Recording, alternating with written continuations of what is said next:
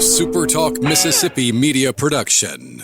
Lonnie Sporting Goods has the best selection of firearms, hunting items, and all types of outdoor gear from the best brands. If you want reliability, durability, and performance, Lonnie Sporting Goods in Corinth is your destination.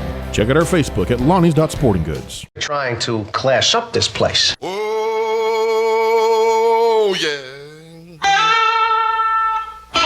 Good morning, Mississippi. Everything gonna be all right this morning. Mornings with Richard Cross. Oh, yeah. Here on SuperTalk Mississippi. Woo!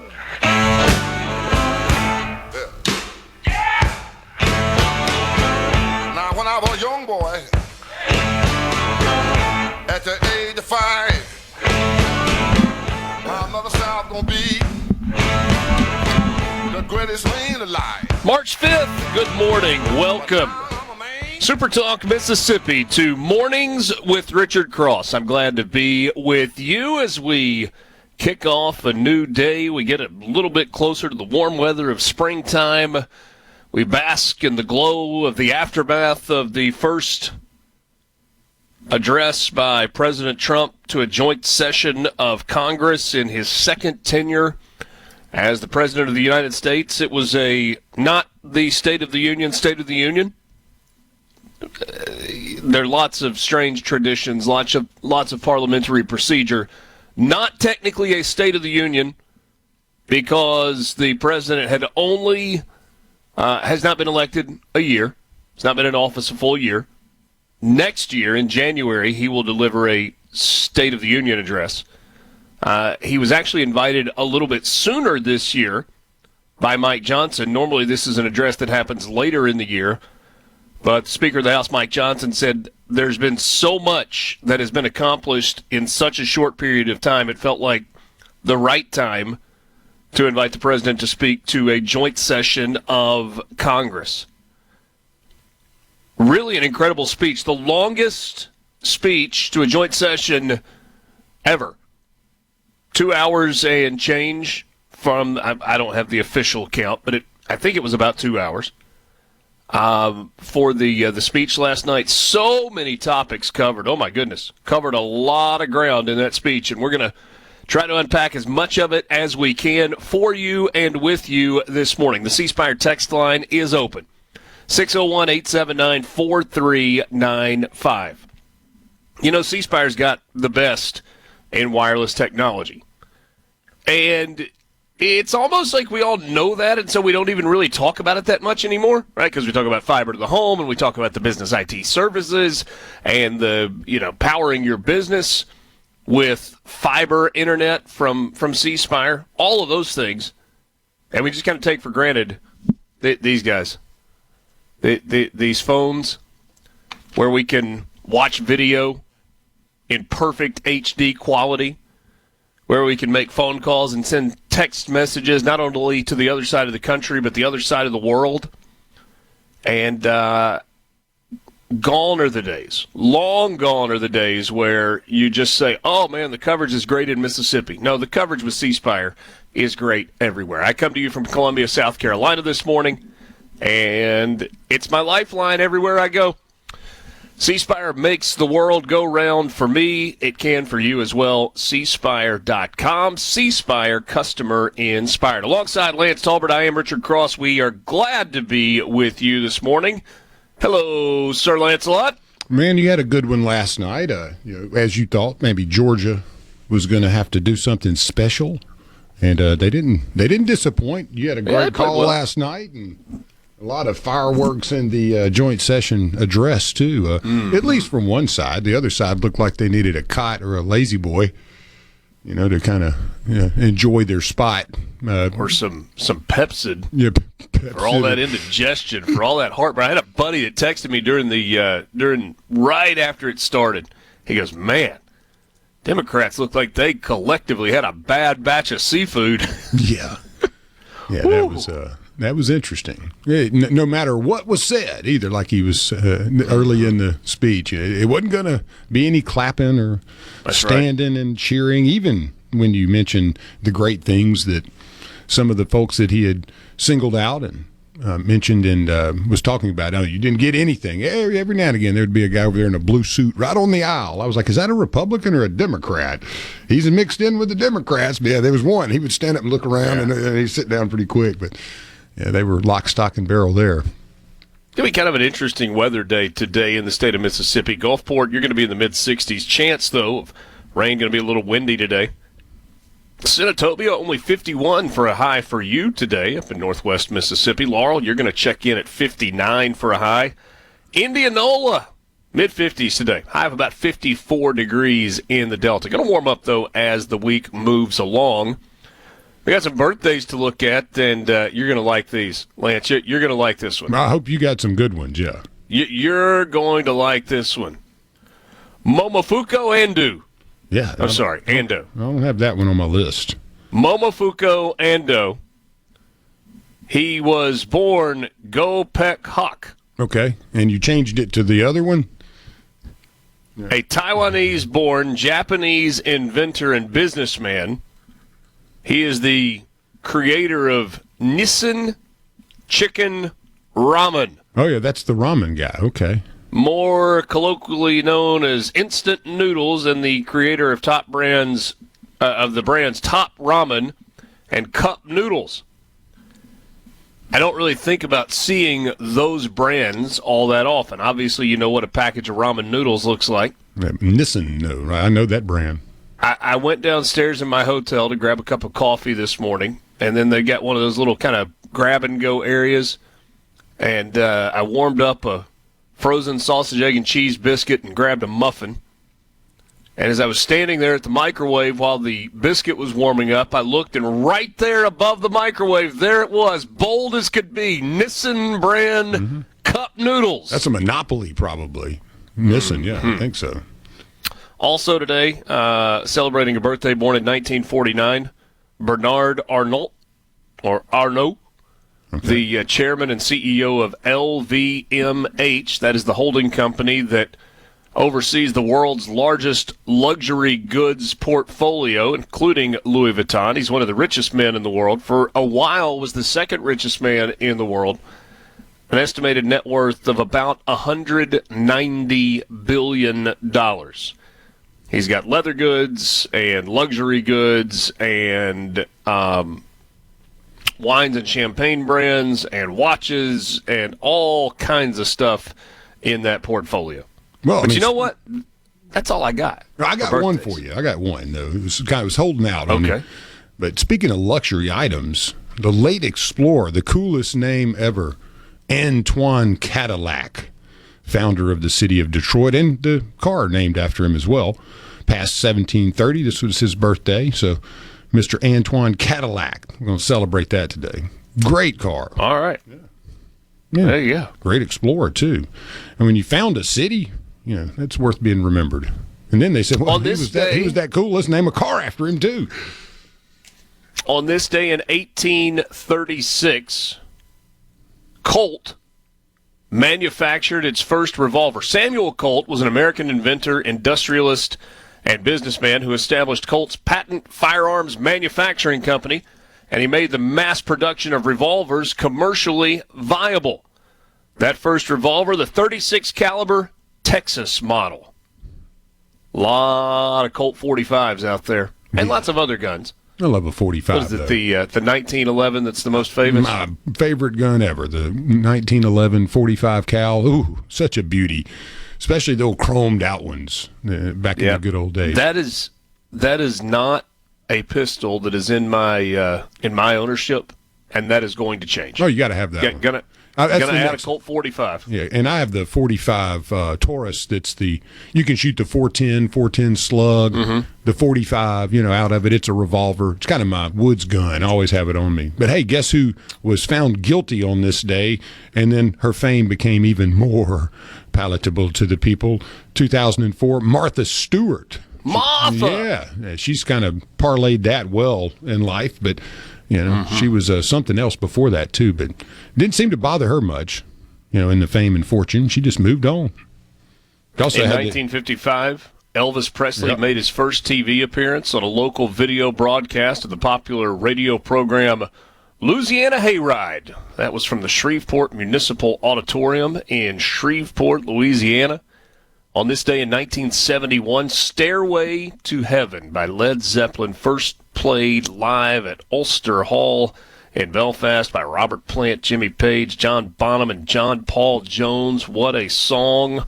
What a legendary band. Well, mentioning Elvis, he was also discharged from the Army in 1960 on this day, so 5 years later.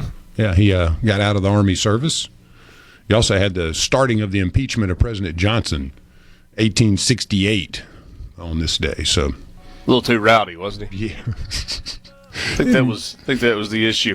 Courtney Taylor is going to join us this morning, Executive Director at Accelerate Mississippi, as will Mike Hurst, former U.S. Attorney and current chair of the Mississippi Republican Party. We're going to have a bunch of clips to play for you from last night's address from the President of the United States. We have much to discuss, including news headlines, some sports headlines, a look at the Mississippi Lottery, and more. Thanks for joining us to start your morning. You have permission. Fill that coffee cup up one more time. Get the day going. Glad to be with you. Mornings with Richard Cross, Super Talk, Mississippi.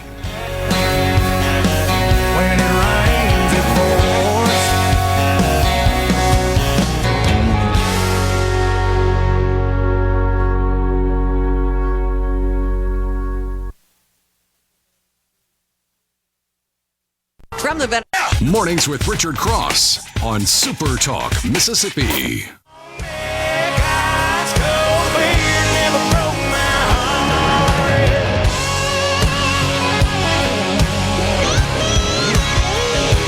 We'll get to sports headlines in just a few minutes, but there were some interesting scores last night from across college basketball. We start things off with news. We remind you that the C Spire text line is open to you at 601-879-4395. Appreciate you joining the conversation, giving us your thoughts, and rolling some stuff in.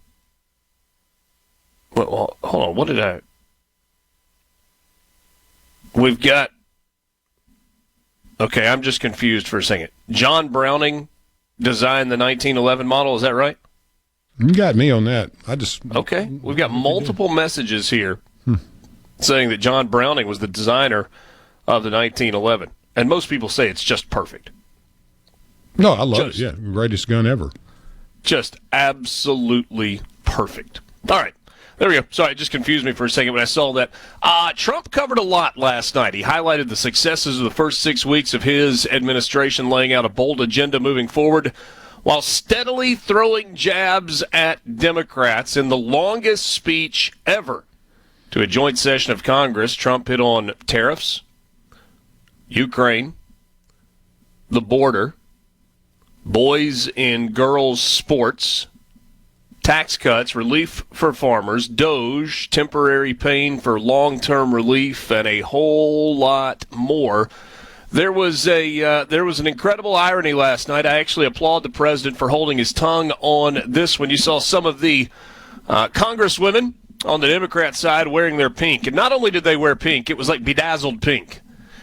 Not fancy bedazzled, like bedazzled with a black Sharpie marker where they wanted to write messages so that they could send a message. It was all about standing with women and, bad man orange and Trump this and Trump that. It was what you would expect. I was just curious, and I honestly wondered if Trump, tongue-in-cheek, not tongue-in-cheek, but off the cuff, was going to look and say, hey, I like the pink jackets. Did you wear those yesterday when you voted against girls and women? It would have been awesome if he'd had a pink MAGA hat just to troll him a little bit.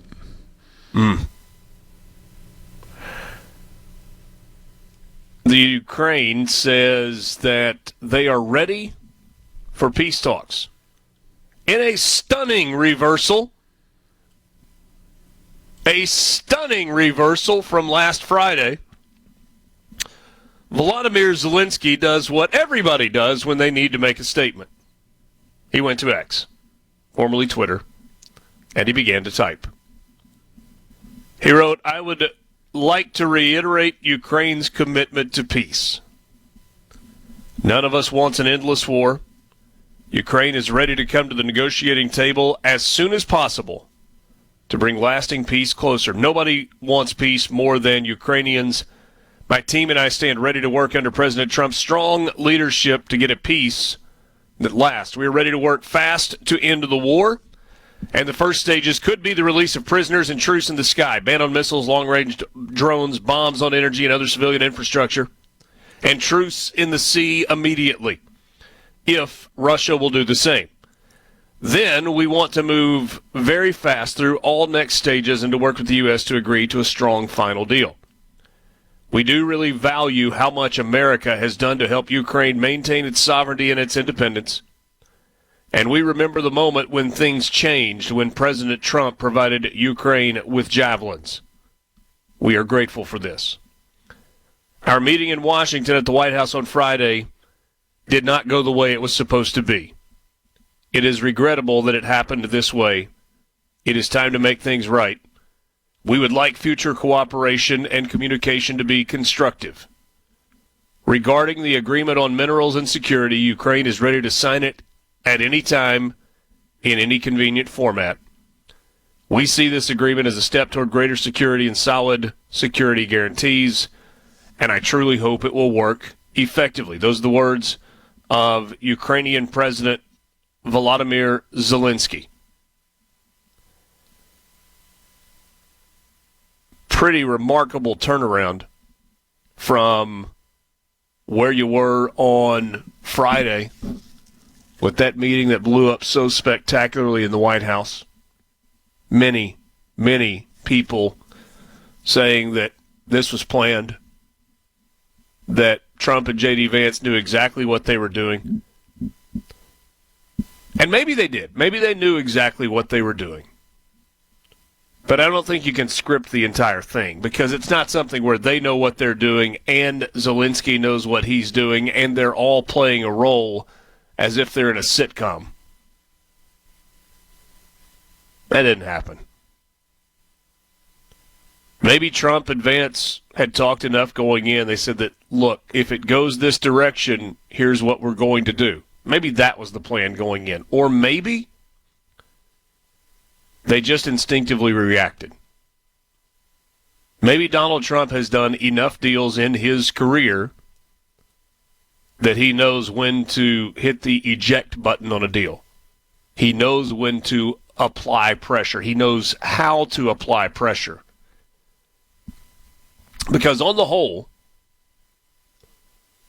we as a country have now gone from $350 billion in cash, humanitarian, and military aid given to Ukraine with no plan for repayment, no request for repayment. It was like it was a grant. We've gone from that to where we are today, where Trump has said, wait, hold on, you're repaying Europe, you're going to pay them back for the money that they loaned you, and yet we've given you 3.5 times as much, and you're not going to give us a dime back? Nope, that's not going to work. We want some money back. Here's how we're going to get it. We're going to do a mineral deal. A mineral and rare earth minerals deal with you, and we're going to help you. We're going to be your business partner. We're going to help you. We're going to provide infrastructure. We're going to provide companies. We're going to provide equipment. And we are going to drill, baby, drill in Ukraine. And once you send us $500 billion, we should be all square. But you're going to want to finish the partnership. You're going to want to stick with the partnership because it's going to be valuable to you. So that's how we're going to do that. And, oh, by the way, you're going to stop the war. And you're going to be respectful to us. And then when Zelensky pitches his fit in the White House, Trump waits a day or two, and he says, no more. No more military aid. Zero. You, friends, are cut off. And then he has to start looking under that Bugatti every time he gets in it to make sure it's not going to blow up. And less than 24 hours later, Zelensky says, hey, don't overreact. We're ready for peace. That was a bad deal on Friday, my bad. Thank you, USA. Yes, we want to be business partners. Let's get to work. We'll do it whenever, however you want to do it. Get a message on the C Spire text line said, hey, you can't script the meeting with the Democrats before. That's an incredible question. Did Democrats really tell Volodymyr Zelensky, hey, don't take this deal. Don't do it. Blow the thing up. We're going to keep the money flowing to you. Did that happen? Is that the way that it unfolded? I don't think anybody on record, but there's pretty clear evidence that, yes, that meeting did happen. And, yes, Democrats did say, we're going to stand by you. And Zelensky took some really bad advice. And it cost him dearly. But it appears as if they've been able to rectify that situation. 2 deaths happened in Madison County yesterday from the storms that moved through the state. Offer our condolences to the families of those that were lost. One of them related to a downed power line in the Roses Bluff subdivision. Male victim electrocuted by a downed power line. Reservoir police responded to the scene. The other happened on the Natchez Trace near Highway 43. A passenger in a car was crushed by a tree. 2 people inside the car, the male driver dying, the other being transported to a local hospital. Gluckstadt police responded to the scene. The governor posted on Twitter, we've received reports of 2 fatalities as a result of today's severe weather. Please join First Lady and me in praying for their families. Tragic situation. And then finally, in the news headlines, authorities are on lookout for a Parchman escapee who has been convicted of capital murder. Nevin Whetstone, 71-year-old, escaped from a housing unit at the Mississippi State Penitentiary on Tuesday. He's in the process of serving a life sentence for the capital murder that occurred in Lee County back in 1983. Had an additional year tacked onto his sentence for escaping prison in 1991. Decided to give it a go once again. Authorities warn the public not to approach the escaped inmate if he is spotted. Instead, please call 911. You can see a picture of Whetstone on our website, supertalk.fm, under the news tab. We'll hit some sports headlines when we come back with you. Mornings with Richard Cross, Super Talk, Mississippi. I'm leaving here a better man. Today, be in the know, one morning at a time. Mornings with Richard Cross on Super Talk, Mississippi. You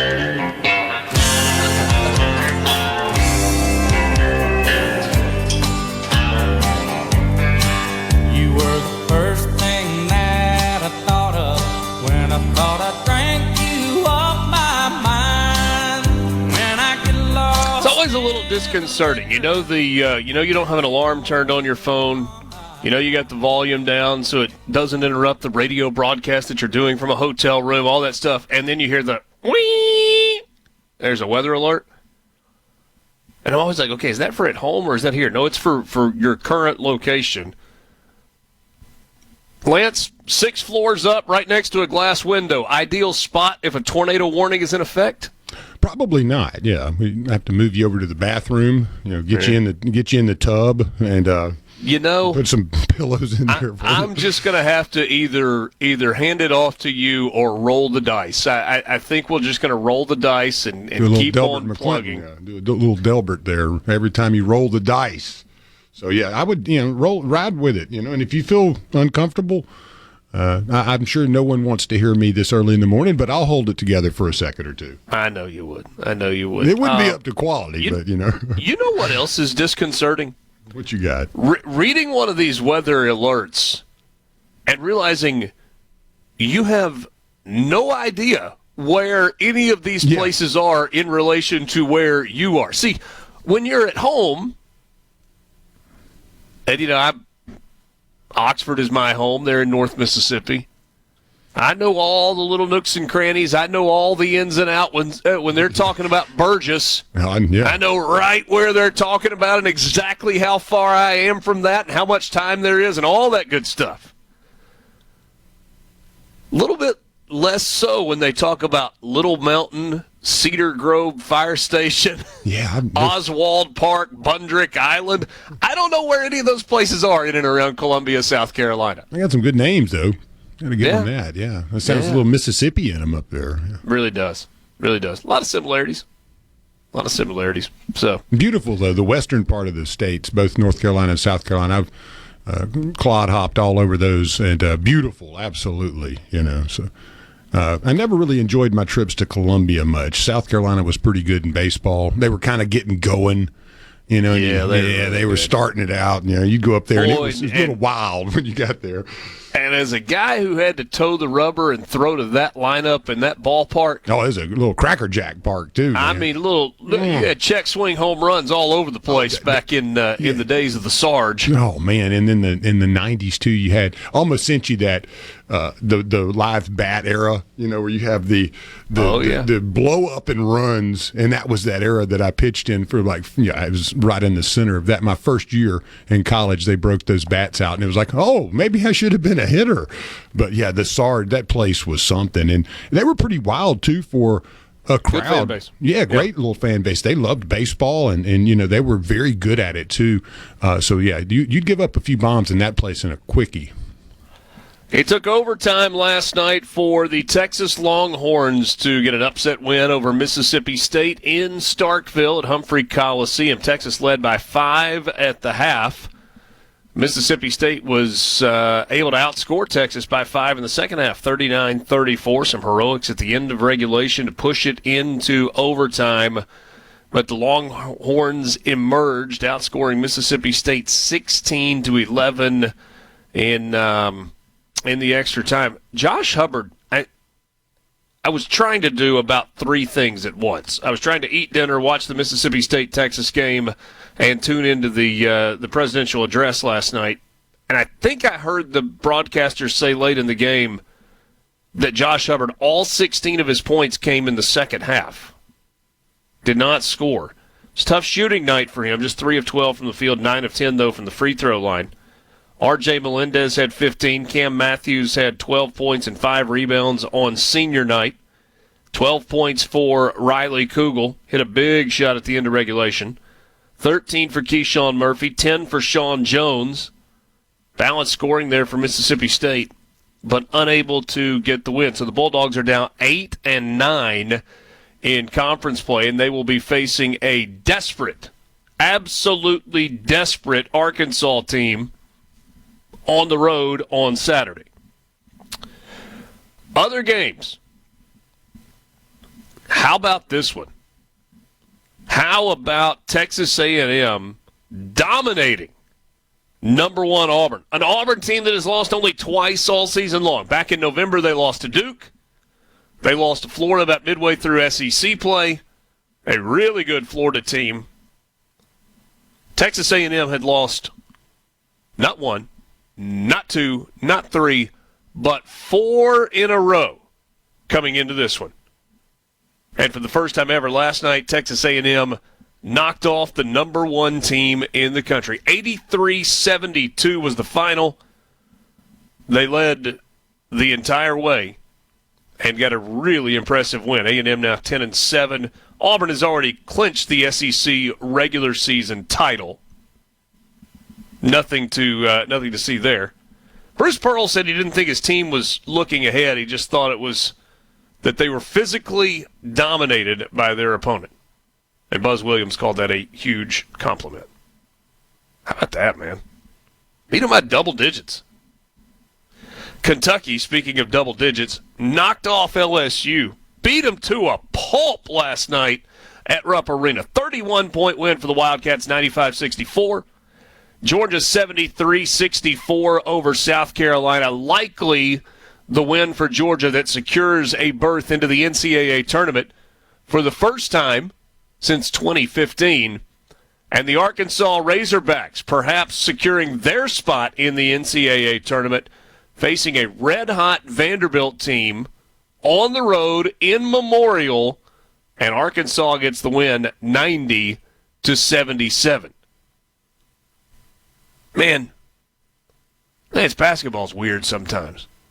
It's so home team oriented. The home team has such a great advantage, but it doesn't always work out that way, though. Do that on the road, but here's what I mean. On Saturday, Arkansas made the trip to Columbia, South Carolina. At one point in the second half, they were down by 35. Ooh. They got beat by 19. They were non-competitive. Terrible offensively. And then they turn around 3 days later and they score 90. And they win at Memorial. Probably sewing up a spot in the NCAA tournament. Is basketball, since you cover all of the big three, do you think basketball is the most streaky of the sports where you can get hot and beat anyone? I mean, it seems that it's that way, but in baseball you seem to get a little of that. But basketball seems to be that where you could get drilled one game and go out and beat the number 2-1 team, by 10 or 15 points. It's like you said, it's a head scratcher sometimes. It really is. I think basketball is the sport that kind of lends itself to that. Mm-hmm. Like, didn't see that coming, and then boom, it happens. I think. But, man, what a wild year. Well, and you got Tennessee and Ole Miss tonight, basketball. right? And Tennessee, Ole Miss tonight. You got three really good games, really 2 out of the 3. Yeah, 8 o'clock game tonight at the Pavilion. Ole Miss hosting Tennessee in its final regular season home game. Florida is at Alabama. Mm-hmm. Missouri is at Oklahoma, and Tennessee is at Ole Miss. And while we're doing it, we can just peek to the final Saturday of the regular season. Kentucky at Mizzou, Mississippi State at Arkansas, Vandy at Georgia, South Carolina at Tennessee, Alabama at Auburn. Are you kidding me? On the final day of the regular season? And with Auburn coming off a double-digit road loss and having already beaten Alabama once this year, A&M at LSU, Ole Miss at Florida. Brother, if Ole Miss wins that game, that's a really tough matchup for the Rebels. Well, you got Tennessee and Florida, so you could. Yep. That's winning either of those two would be huge for the Rebels. It's why the win over Oklahoma this past weekend was so big. And they gave Ole Miss all they wanted in that game too. That was a tough one. And finally, Oklahoma is at Texas. That's all coming up on Saturday. You got baseball coming up today. Ole Miss hosting Murray State. Rebels had to cancel their game yesterday. And you sent me an article just a little while ago. Got a kid that's going to make his first ever start on the mound as Ole Miss hosts an undefeated Murray State team in midweek action. Hey, they were always a great team mid-major wise as far as, you never wanted to take them lightly. They always had some players back in the day. And Murray State's a good program, always has been in baseball. But Taylor Rebbe, I think that's how you say his last name. But he had a broken septum in high school right after, during the state championship finals, then got to Ole Miss his first year, and then had Tommy John. So it's been over 670 or 630 days since he's picked up a ball and pitched in a game. So this guy's going to be extremely excited. And then you get to go up against an undefeated team. So way to break it out right there, man. Come on. Got to be pulling for the dude. As they say, chomping at the bit. You know it. Getting those nerves out of the way is a toughie, those butterflies. And this afternoon at the Dude, it's round 2 between Southern Miss and Mississippi State. Golden Eagles able to get a 3-0 win against the Dogs in Hattiesburg a couple of weeks ago. Mississippi State will try to return the favor. First pitch this afternoon at 4 o'clock in Starkville for Southern Miss and Mississippi State round 2. Those are your sports headlines. Let's take a peek at some lottery results when we come back. This is Mornings with Richard Cross on SuperTalk Mississippi. From the Venom. Know where the news is going next. Mornings with Richard Cross on SuperTalk Mississippi.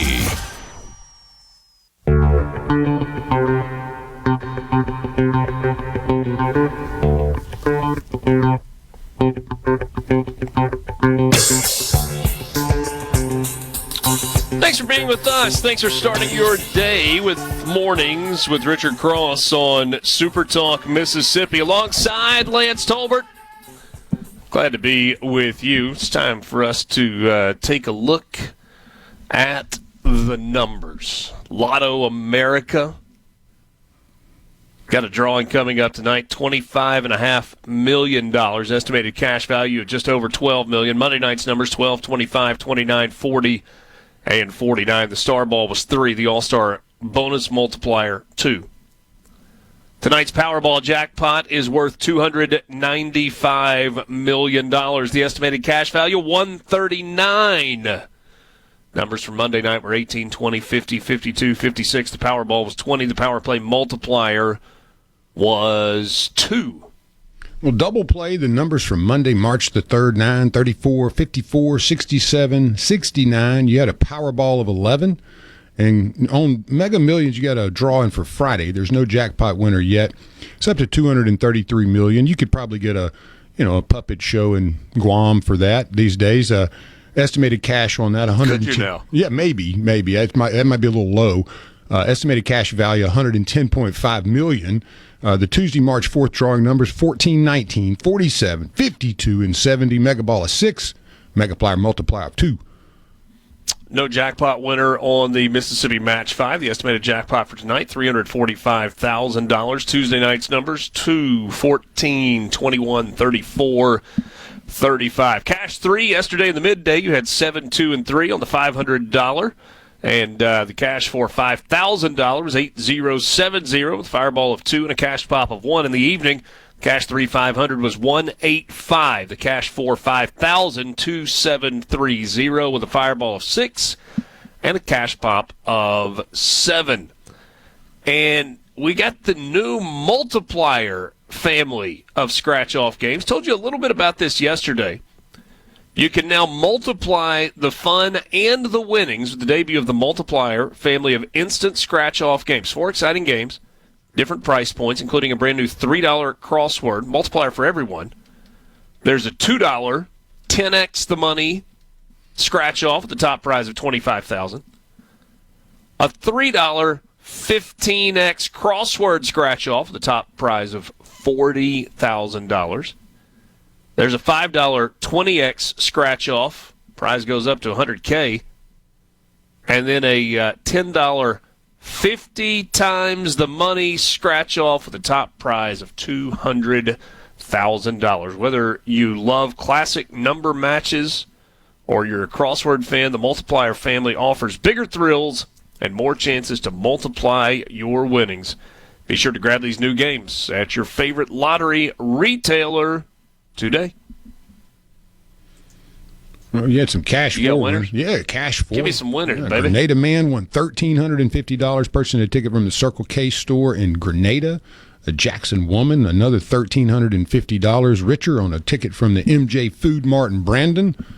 And then 3 cash pop winners: a Collins woman with $1,000, a Vicksburg woman with $1,000, and an Amory woman with $1,000, all purchased in their hometowns of Collins, Vicksburg, and Amory. Jackson man won $1,000 on a ticket from Swinging Bridge Market Gas down in Byram. That was on a Match 5 scratch-off. How about the Powerball? Big dog. An Evans, Georgia woman won $150,000 on a ticket from Circle K in Ocean Springs. We congratulate you on your winnings, and we appreciate your donation to the coffers of our tax rolls, madam. Yes, definitely. Yeah. I love the Ripley woman. Thanks for coming through. Thanks for spending money while you were here, and thanks for spending money going forward. Yeah. Had $3,000 winners on a 200x cash blitz scratch-off. A Ripley woman, $1,000 on a ticket from Buzz. Yeah, I love that. In Ripley. A Ridgeland woman won $1,000 on a ticket from Sprint Mart in Ridgeland. And a Picayune woman won $1,000 on a ticket from Petro Plus in Picayune. You think they maybe sell honey at Buzzed or some beer? Yes. Yeah. I believe the answer to your question is yes. You can get some great quail eggs up in that part of the country too. Back when I lived up there for 20-something years, I always loved going in the gas stations. Are those the pickled ones next to the hoop cheese at the register? Yeah. And everybody I would ask. Hold on a second. Hold on. You strike me as a guy that has eaten some of the stuff in those jars by the register at small gas stations across the state of Mississippi. I have, yes. You never know when. I didn't know that person actually existed. Yeah. You never know from whence they came, but they're there for you if you're in a pinch. Yeah, you just got to reach down in there real deep and grab that pig foot. When you say in a pinch, I don't know exactly what you mean, because it's not like that's the only item available in the gas station that might serve in a pinch. Right, there are others. You chose that. Yeah, every now and again, you got to test your constitution. See what you're made of, See if you're still tough enough. Do you? It's like eating haggis or something, Really know what's in there, but you got to do it if you're an American. I don't know that you have to do it, but if you say so. Yeah, it's been a while. 7 o'clock hour coming up next. Mornings with Richard Cross, Super Talk Mississippi, alongside Lance. Who knows what he'll eat while we're on the air? Maybe not while we're on the air. More coming up. News is next. MRC on Super Talk.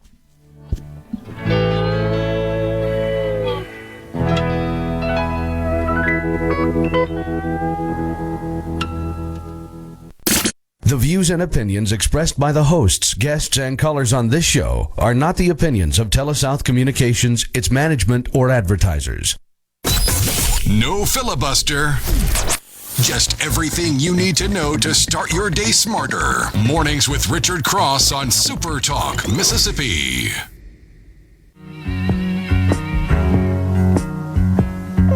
Standing on a corner, looking for you.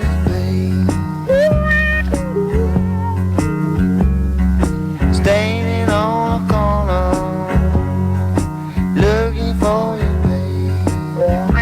babe. Good morning to you.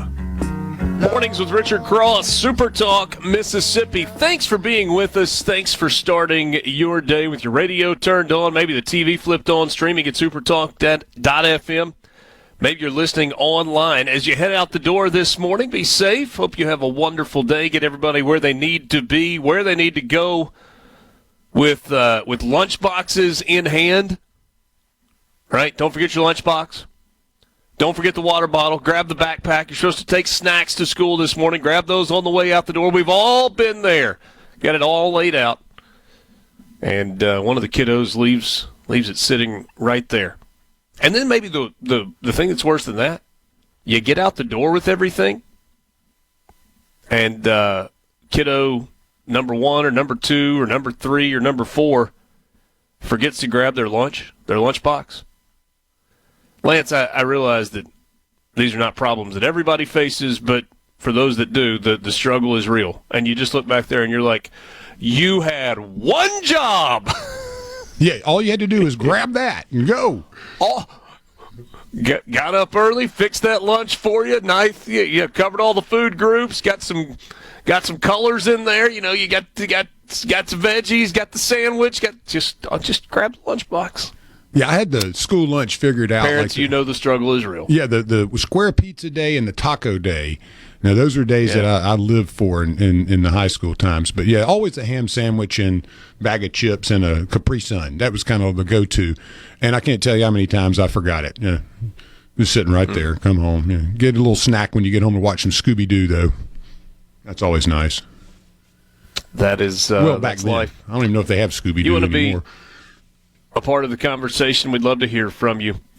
C-Spire text line 601-879-4395, 601-879-4395. Give your business the edge with gigabit fiber internet from C-Spire Business. Find them online at cspire.com/business. C-Spire, customer inspired. This hour of Mornings with Richard Cross is brought to you by MWG Employer Services. Running a business is tough, and if you're struggling with HR, benefits, and payroll, you are not alone. That's where MWG Employer Services comes in. They can provide a full range of employer services plus a custom plan that fits you. Give them a call today, 601-206-7966, or go to MWGEmployerServices.com. There was a lot in the speech last night, But there was one moment to me that that stood out above all the rest. Lance, I'm throwing you a curveball here. If you scroll all the way down to the bottom of the rundown, you will see a post labeled DJ Daniel tweet. I'm getting this is a little bit of a long clip. It's about 2.5 minutes. But I want to play this, and I understand that some of it is applause. If I'd been at home, I would have edited some of that out for you. But this was an incredible moment in Donald Trump's speech. For me, it's one of two moments that I think I really will remember from last night. Listen in. This was the President of the United States introducing you to a young man from Texas named DJ Daniel. Joining us in the gallery tonight is a young man who truly loves our police. His name is DJ Daniel. He is 13 years old, and he has always dreamed of becoming a police officer.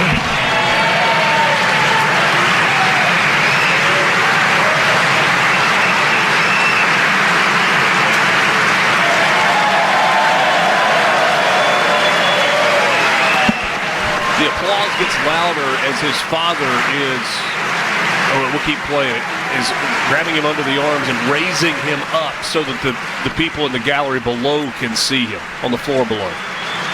Very heartwarming moment, yes. That second time there as he picks him up again, just a raucous applause. Incredible moment from half of the chamber. But in 2018, DJ was diagnosed with brain cancer. The doctors gave him 5 months at most to live. That was more than 6 years ago. Wow.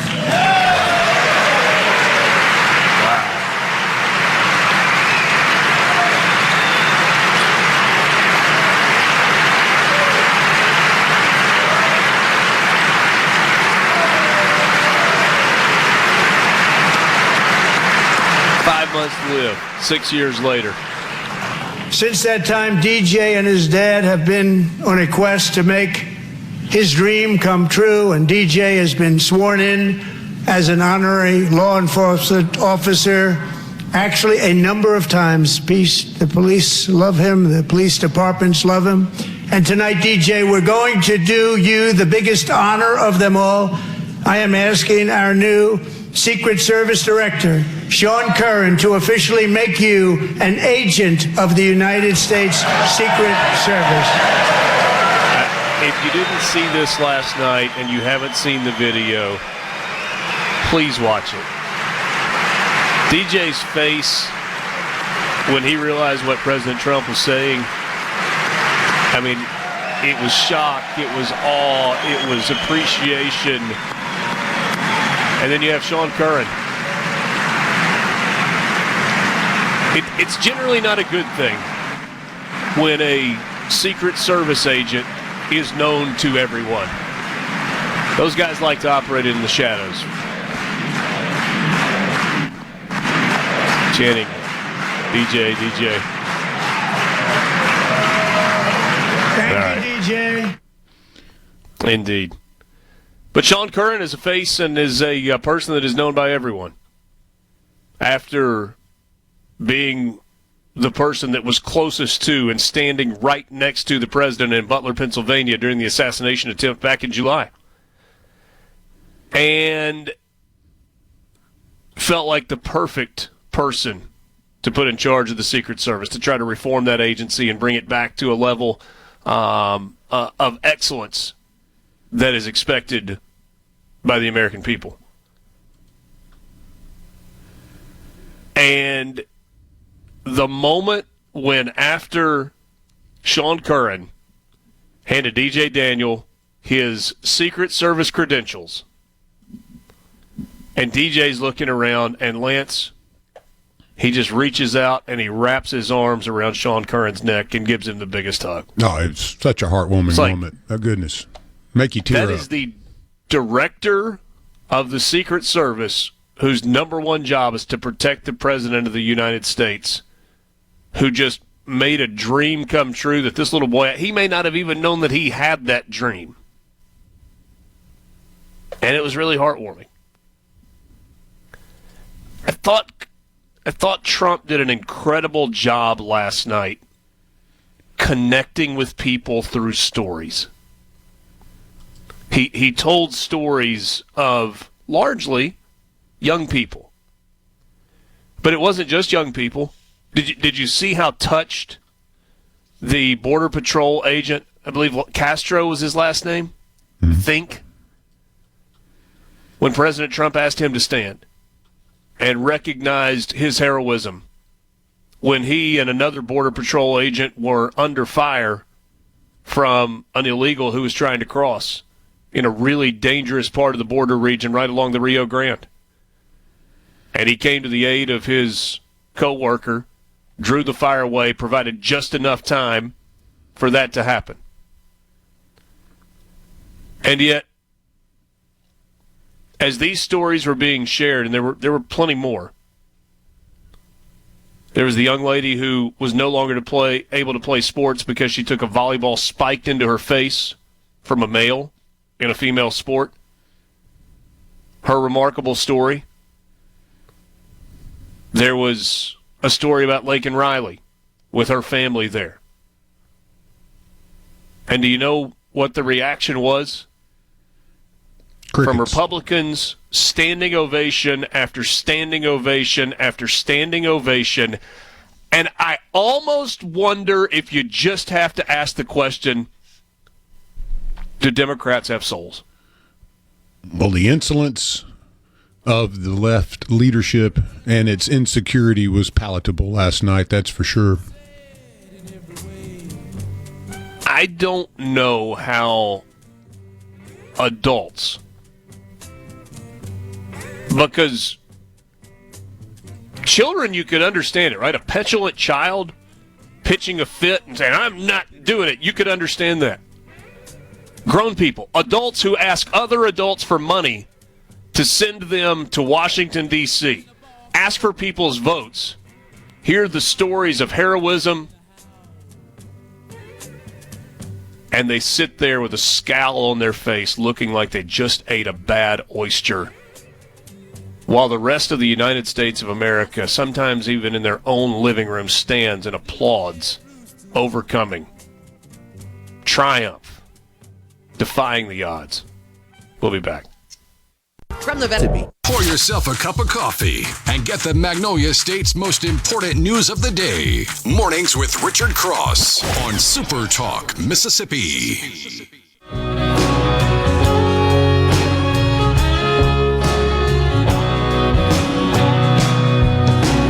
Lock all the doors and drop off the keys. Trucks backed up now. Thanks for being with us on Mornings with Richard Cross. Today is March 5th, Wednesday morning. We're glad to have you along for the ride. If you want to be part of the conversation, you can join us on the C Spire text line at 601-879-4395. When you have a guest as regularly as we have Dr. Courtney Taylor, you know one of two things is the case. Either something really good is going on or something really bad is going on. I am excited to tell you that it is the former, not the latter. A lot of good happening at Accelerate Mississippi, where Courtney Taylor is the executive director. Good morning to you. Good morning, Richard. How you doing? Great. Stuck in a hotel room in Columbia, South Carolina for a little while longer, but I'm ready to come home to the Magnolia State. Well, I hope you're going to eat some good food at least. Yeah, it's been good. It's been good so far. No complaints in that department. So, since we last visited, probably 3, maybe 4 months ago, into a new year, into this new legislative cycle. I guess we talked right after the legislature was going into session. Last couple of months, what's going on? So everything. If you haven't heard, workforce is important. It's an interesting time with all the moving parts in Jackson right now. So we have recently held we have a SWIB board, State Workforce Investment Board meeting that happens twice a year, and they put out their recommendations. And so we've hired a couple of new people at the office and trying to really make sure we have the right people in the right place to tackle a lot of this work, because it is a really heavy lift. It doesn't happen fast enough, and I have to tell my team that this is not a criticism. We got to move faster, and that's always going to be the case, no matter how fast we move. Yeah. With the number of projects that are being announced by the governor, in some cases billion-dollar projects, multi-billion-dollar projects they're coming on. We know that your office plays a role in the planning, but then also on the backside, right, the implementation. And is it disconcerting for you? I mean, it's a great thing for the state of Mississippi that it feels like almost every week there's a new economic development project that is being announced. But is it hard for you to hear over and over, like, okay, now we've got to create another, X number of people to fill some of these jobs? 100%. It is. I think at times, when we're running on the front end of some of these projects, it's like, oh dear Lord, this one's going to be tough. It is exciting that there's so many new opportunities coming, and it's a reality check every time we have new jobs announced. We have expansions because every one of them needs skilled workers at all across the deal. You need accountants, you need HR people, you need electricians, welders, all the things. It is concerning at certain times, but it's also part of what we've been entrusted to handle is close those gaps, work with our partners, make sure that the workforce is here. And that looks different in every single region for every single company. And so sometimes it's a real heavy lift. Sometimes it's not. It's all these companies are also the opportunity is that they're traditionally the shiny object, the new object. They get people excited. And so people are able to kind of look at the workforce maybe differently. So it's also an opportunity every time a new announcement comes along to try to drag a few more people into the pipeline and get them moving forward. But yeah, it's heavy lifts across the state. Tell us a little bit about one of those meetings. I'll let you pick the company if there's one that's more interesting than others. But in this process where the state of Mississippi is recruiting a company to put a headquarters or a plant or a manufacturing facility in our state, and that conversation is happening, and the company's talking about its needs and the state's talking about what it needs, and you're going through that process. Your role in that conversation, in that high-level meeting, what does that look like? What does it sound like? So our team's responsibility is to answer all the workforce questions. Now, the reality today is these companies know more about our state than we do at times. The goal is that we make sure we know more than they do, but they have all the data. They know what they're looking for. They know about our pipeline. They know about our strengths. They know about our weaknesses. And so our job is to sit there and mitigate the gaps, whatever those may be, and to help them, as Bill Cork says, speed, risk, and money. It's where can we mitigate to help them go fast so they can make money? Where can we help them to provide the workforce? So in some cases, and I'll use amplify, because this project is Poppy, the one in North Mississippi and Marshall County. And, when they first started talking to us, it was all about we were going to need help recruiting. So, okay. So the legislature gave us some funding, and we hired a person that is her job, is to work with the company and help with recruiting. And they're the shiny object, and so they're working on that. So we're building out a lot of that now, but you get the recruiting questions. We sit there and we've had we're worried about the pipeline. There's not enough people. We had one company tell us, they operate in another state, and that state has 6,000 less electricians than they need. And to operate. And so they say, we know y'all have fewer electricians than you need in Mississippi, because that's the case everywhere. We're not special in that regard. So the ultimate question and the ultimate proposition has to be, what are we going to do about it? And that's where our talent solutions team comes in. They work up a proposal, whatever that may be. So maybe it's working with local community college, local K-12, local private industry, whatever, to train and get that stuff moving. Is that sell then at the local community college, or however you market that position? Let's just say you need 30 electricians. How do you sell that to young people, whether it's somebody who is currently in a community college and isn't really sure of the direction they're in? Maybe it's a high school senior that's still trying to decide whether or not they want to go to college, or they want to go to a community college, or they just want to jump into the workforce. Because I feel like there's a marketing aspect to that. Same but different. there's been a lot of talk about recruiting with the armed forces recently and how the recruiting numbers were down. And some people are like, if you went back to the videos where you got people jumping out of helicopters with parachutes and they're wearing night vision stuff, and you make it look really cool, it might help.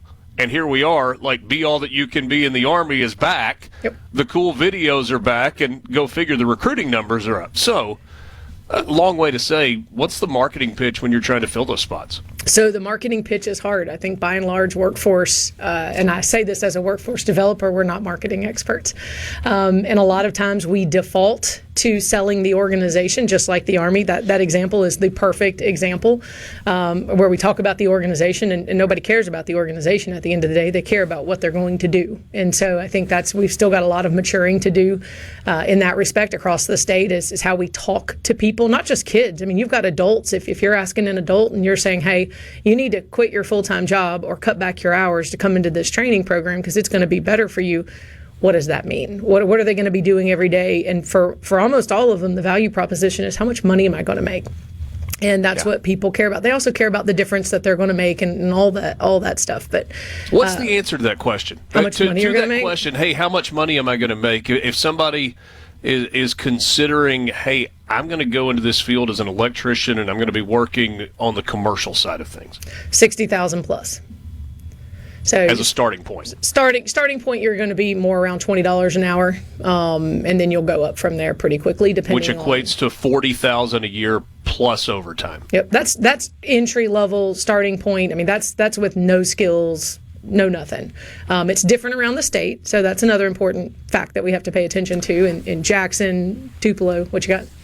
I think I've said this to you before, but I had a conversation with a general contractor not too long ago who was talking about, what he pays people and base salary. He said, yeah, I mean, that may be your base salary. Yep. He said, but if I've got a tradesman that is only willing to work 40 hours a week, then I'm looking for a different one. I may not have another one, but there are as many hours and as much opportunity to make money as fast as you want to as there are hours in the day. Yep. Well, and I think culturally we've sold in some cases to kids that money is a bad thing, and it's not. And so we have that. We have the reality that we got to get them working earlier. We're working with our partners right now to push as many kids as we can in the 16 to 19-year-old range to get them working, because they've got to learn how to work. They've got to learn, unfortunately, how to pay taxes. You've got things that need to hit you while you're young before you get off into the older days, or into the older ages. But it's at the end of the day, when we look at all of this stuff, it's pretty simple. People do want to make money to survive, and so we are working really hard to make sure they know they can do that. And I think our value proposition has to continue to mature and get better as we talk to kids. People's interests are unique. We've talked a lot about jobs in kind of what we describe as the trades, right? Electricians and plumbers. What about people who are looking for more of a white-collar job, that are thinking the computer industry? We know and we hear that there are opportunities that are available. We'll talk with Courtney Taylor about that on the other side of this timeout. She's the executive director with Accelerate Mississippi. What about coding? What about computer science? Are those opportunities available with some of these economic development projects in the state of Mississippi? You can join us, C Spire text line 601-879-4395. We're back right after this.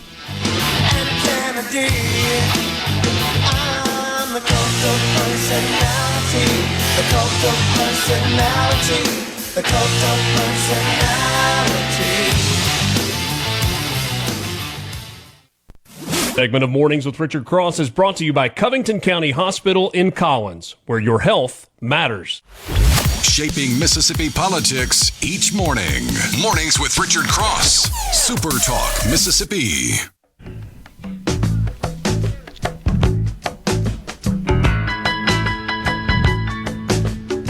Good morning to you.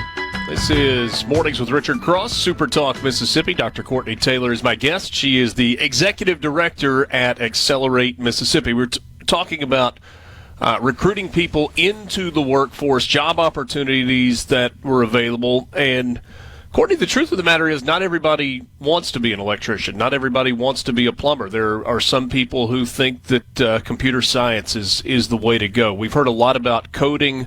There are massive developments in AI that are changing the coding game on a daily basis. What about that piece of the workforce in terms of computer science folks? Yeah, so absolutely computer science across the board, everything from the hardware technicians to the software technicians to the coders, like you said. The challenge with that industry is it traditionally exists inside other industries. So if you're anything to do with computer science, you could work in every industry that exists. You could work in Walmart, in a grocery store, things like that, still doing this role. So it's really hard to get our hands around. One thing that we're seeing a lot of, especially with the advent of AI and the infiltration, I guess maybe not the advent, but is that what the developers are saying is we need everyone to have some level of these skills. You do have the people who are going to, work with the machine learning and create the machine learning pieces, the algorithms and the intelligence, but everyone else, the large majority of us, actually just need to understand how to work with it. So we're working right now with MDA and Amazon and several other partners to add in these skills to the programs that we have available across the board. Everybody from accountants and doctors to electricians to coders. Everybody's got to have the skills. So I think that's the challenge with that world. But those jobs are there. They're not as easy to see, and they traditionally take a little bit longer to get to. It's not something you're just going to go take an 8-week course and go to work in, but there are a lot of opportunities. They require really heavy math skills. So I think a lot of what we're doing in the math world is going to help as we move forward as a state. But anyway, there's a lot of jobs there. They pay really well, very well. You're inside if you like computers. That's kind of the game. But they have to have these high-end skills and some certifications that maybe they don't offer at the education institutions or they don't know how to get to. So there's still some problems to solve there. Just last week, I went with my 6th grade son to a meeting with the guidance counselor to pick his schedule for 7th grade. And one of the classes that he's taking, or I think it's even required, is Cyber Foundations. I mean, it's very basic. So that's starting at the 7th grade level. Are you seeing that with high schools across the state of Mississippi, that there are more opportunities for exposure to computer science, coding, all of those pieces? Is that happening earlier, and is it required? Yeah, the Cyber Foundations 1 and 2, those classes are required. They're considered career technical education, and it does expose kids to kind of a few of the skill sets that they may need as they move forward. It's really the exposure thing is really challenging. It's hard and it's expensive in every way. But yeah, we have Cyber Foundations. I think seventh graders take Cyber Foundations 1 and 8th graders take Cyber Foundations 2, something like that. The question is, what do they do after that? And that's one of the challenges in career technical education is it's seat limited. So there's only so many kids you can put into a program. So we still have work to do on getting the right interest, like your son in his 6th grade year, or 7th grade year. What is he interested in, and how do we engage with him deeply on that so that he can take a seat in a program if he wants one, regardless of what it is, even if it's to pre-medical to be a doctor or whatever. Take that seat, and then the moment he decides it's not what he wants to do and thinks about something else, let's get him into another program. Yeah, you've heard the phrase "everything that's old becomes new again," and when we were in high school, you had shop class. Yep. And then there were, I guess they were categorized VOTEC, I think now career technical education, the way you described it a second ago, but exposing high school students to auto mechanics or to, basics of construction and lots of different trades. Are programs like that having a resurgence? So I think they are, and they have really over the last decade in our state and every other state. I think that the challenge remains with those programs is getting kids, the appropriate level of engagement and letting them move on when they decide it's not something they want to do, so that we can work with the kids who are. They're very expensive. So that's where the career technical education game has gotten really, really specific. And I think in some cases too specific. We had more of what the colleges would call a survey class, right? Like you did shop, and you got to learn a whole bunch of things with shop. And it's a little bit more specialized in a lot of cases now. So it's almost too specialized in some cases, and then it's not necessarily aligned with what comes next. And so that's where we're working to with our partners. I mean, this is all the curriculum people to try to drive that connection deeper, so that what you do in high school can lead into something else, and that you understand what that is. That's interesting. I mean, it's certainly different, but it's not entirely different than a conversation that goes along with youth sports, right? I mean, there was a time where kids were exposed to a bunch of different sports, and they played lots of different sports, football and basketball and baseball and soccer and golf and tennis and all those things. And now it's like, if you want to be good at one, unless you're just this exceptional athlete, then, when you're 8 years old or 9 years old, you kind of lock into a single sport. So it seems like more like kind of diversity of education is what you're talking about. Yeah, I think the difference with youth sports, I played college volleyball, so was into sports when I was younger. But I think the big difference with sports is that people typically understand what the end goal is. And that's where I think the career technical education game is so hard, is a lot of times the participants don't really understand. Humans are challenging in every way. And so we're the only species that will do less than necessary to survive, right? And so they'll kick along in something and then wake up one day and say, oh crap, what am I going to do? So that's the challenge. Sports have for a lot of people, have a very specific, I'm going to play this sport, I'm going to get a scholarship to go to college, I'm going to play in college, and then I'm either going to try to play outside of college or I'm not.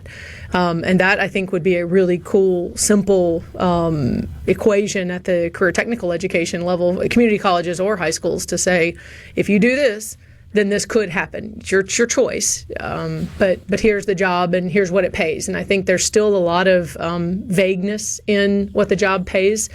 And some of that is on private industry because they don't do enough to communicate their wages. And some of that is on the sensationalism at the education levels. Oh, you're going to make $150,000 a year, maybe. But probably not for most. And if you're going to make that much money, you're probably going to work in a really hard environment, and you're probably going to own your own business. And we don't talk about the fact that you can own your own business in these things enough. Visiting with Courtney Taylor, just a couple of minutes left.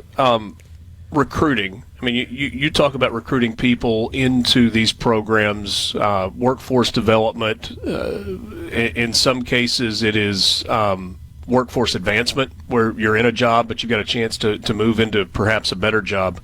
What about beyond the borders of the state of Mississippi? We are a smaller state, population right around 3 million. Are there efforts to recruit people outside of Mississippi into the state of Mississippi? There are. Those are, you got a couple at MDA. MDA is doing some work on that, on bringing Mississippians home. And then our private industry is doing a lot of that. So especially on our border industries, so everything on the coast, up the different walls of the state, they're doing that. And I think it's easier to get people who are from here to come back here. And so that work has to happen, but the wages have to be there. And one of the things that we see occasionally is that companies want to pay their people less. Cost of living is cheaper here, obviously, than in a lot of states. But that doesn't mean people will take a pay cut to come here. So there's some realities there that we have to work through. I'm curious. There was something that President Trump said last night in his address to Congress that kind of got my antenna up, and I'm wondering if you may or may not have watched that. But when he referenced shipbuilding, and we're going to try and return to the United States to a great shipbuilding country, I immediately thought about the coast and some of the infrastructure that is already in place there, some of the companies that are already in place there. Did you have a moment where you're like, ooh, we've got a new set of things that we may have to recruit to, and get people ready for? We've been working on this as an office since 22. We've got a federal grant. We call it Mississippi Ships, but we've got a federal grant. We're working with our shipbuilding and submarine. Submarine is kind of the big push because they've got a submarine effort going on in Alabama, but that's going to pull from the same workforce. And so we've been working with Bollinger and Ingalls and our supplier company, Seaman Composites. We met with them a couple weeks ago. There's a bunch of them down there that are doing really good things very quietly. So you have the big bear, that is Ingalls, and they do great work. They hire a ton of people, and you have some of your smaller ones. But it is something that we are attacking with a sense of urgency with all of our partners across the board. Courtney Taylor, Executive Director at Accelerate Mississippi. Never a shortage of things to talk about. We always appreciate your time and look forward to visiting with you again soon. Good to see you. Thank you so much. Thank you. Mornings with Richard Cross rolls on. Thanks to Courtney for joining us in studio this morning. We will wrap up the 7 o'clock hour with you next. From the Mornings with Richard Cross here on SuperTalk Mississippi. What else? And always on the SuperTalk app.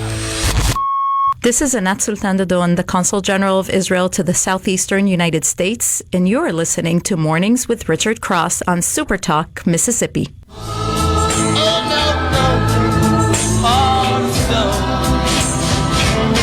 What's different about us? I don't really know. She says her name so much better than I said her name a week ago. I don't know. You did a great job. First timer. First timer on that. Yeah. Say it fast, and maybe you can get away with it. That's what. Yeah, that's the way my theory. Richard Cross, SuperTalk Mississippi, streaming at supertalk.fm, SuperTalk TV, of course, on your SuperTalk Mississippi radio station. We're so glad to be with you this morning, and we appreciate Courtney Taylor coming in. Always a pleasant conversation with her. Somebody said on the C Spire text line, sounds like we need a new version of home economics taught in high school. Call it life skills, how to cook, how to shop, how to budget. Just life skills. Might be onto something there. I feel like we've gotten away from some of that.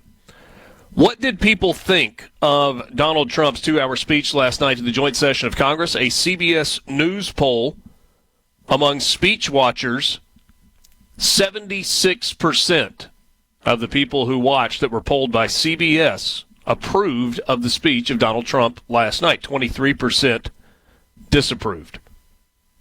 I don't think that math adds up to 100%, but hey, there you go. Wow, CBS too, you know. They must have had to pull out the Rolodex to call those folks. It's been a while. Well, it was really an impressive speech. The reaction on MSNBC from Rachel Maddow, Nicole Wallace, and others was about what you would expect. Nicole Wallace had a disgusting take. I mean, I don't know how you say anything other than disgusting. She was talking about DJ Daniel, the young man who aspires to be a police officer, who has outlived his brain cancer terminal diagnosis by 5.5 years and appears to be going strong, and had a nation that fell in love with him last night. And Nicole Wallace basically said that she loved that he wanted to be a police officer. She loved that he had overcome, to this point, brain cancer, pediatric brain cancer. But she couldn't stop there. She couldn't stop herself. She said, I just hope that he's not a police officer who is called to defend the Capitol when an insurrection is going on. I hope he's not a police officer that commits suicide because of things that he faces. Like, what a cold-hearted, disgusting partisan hack Nicole Wallace has become. Her hatred, I don't even think it's hatred for Republicans. The hatred that exists for Donald Trump has taken once reasonable minds and turned them into, like, mushy oatmeal that's just floating around inside their heads. Like, how is that your take on the heels of this young boy who has overcome brain cancer, who is having the night of his life. There were people that said, oh, it's a political prop. Yes, I guess. Not unlike when President Biden brought people to the Democrat convention. Not unlike when Kamala Harris brought people to the Democrat convention. Not unlike when George W. Bush brought people to the Republican National Convention, or Bill Clinton. Go back as far as you want. It's political storytelling, and it's the way that politicians drive home points. They personalize them. And for her to pretend like, or other pundits to pretend like, oh, well, this was just political theater and there was an exploitation of some of those people who were brought in by the Trump administration to tell their story, it's the most disingenuous. It's like the most recent example of being disingenuous. But the examples are not hard to find. Right, this hatred, this disgust, this pushback against everything that Elon Musk and the Department of Government Efficiency are doing to try and root out waste and find fraud and save money for the United States. Not all that different from what Barack Obama tried to do in his first term. Not at all unlike what Bill Clinton did when he was president of the United States. Democrats have long had a talking point of trying to make government more efficient, trying to reduce government waste. Barack Obama famously talked about it. But we've gotten to the point where it's not about what's good or bad policy. It's all personal. And the root of it all is the hatred for Bad Man Orange, the hatred for the Donald, the hatred for the TV star and real estate developer turned politician. We're going to play something for you that Britt Hume said when we come back to start the 8 o'clock hour and we begin our conversation with Mike Hurst. Is Britt Hume right with his description of the President of the United States? We'll let you decide when we come back. This is Mornings with Richard Cross on SuperTalk Mississippi. The news is next. Then we're joined in studio by the director of the Mississippi Republican Party, Mike Hurst.